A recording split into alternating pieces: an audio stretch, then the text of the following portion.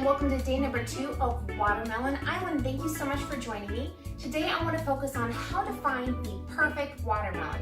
We're in the beginning of watermelon season, being in June, and so there aren't perfect ones everywhere in abundance yet, so it really behooves us to know how to find the perfect watermelon. So this will work for all shapes, whether you're doing the seedless that are round or the long seeded ones. Now if you're comfortable with thumping, looking for that hollow sound, go for it. It's not one that I am particularly comfortable with. I usually go more by weight, and I'll talk about that a little bit more later. But actually, the first thing that I look for, I see people in the grocery store avoiding, and that's what's called webbing. This watermelon is a great example of webbing right here, and they look like imperfections. But what this is whatever insect, bee or otherwise, was pollinating the flower, you'll see these imperfections for how many times, the frequency that the pollination occurred. And the more times, the sweeter your watermelon is going to be. So if you see these imperfections, they are a wonderful thing. They're called webbing, and go for them. Another thing I look for is called the field spot, and this is where the watermelon lay on the ground.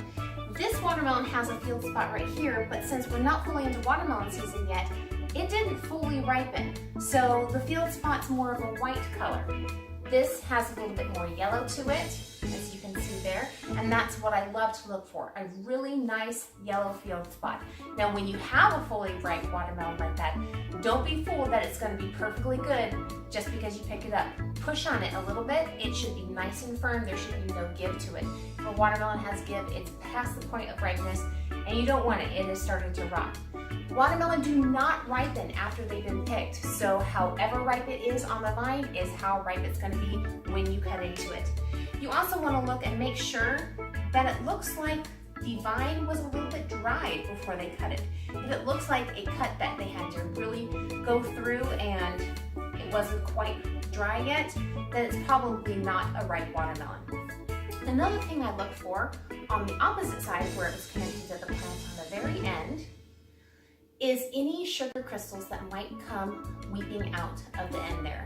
That's a sure tell sign that it is super sweet inside. Now you see these seedless ones, I have different shapes. I've got a round shape, and I've got more of an oval shape.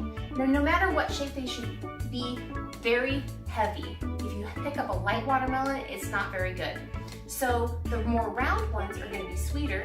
The longer ones in the seedless are going to be more watery. So they're going to be really good for juicing if you want to get a lot of watermelon juice out of them, and that is really excellent to have.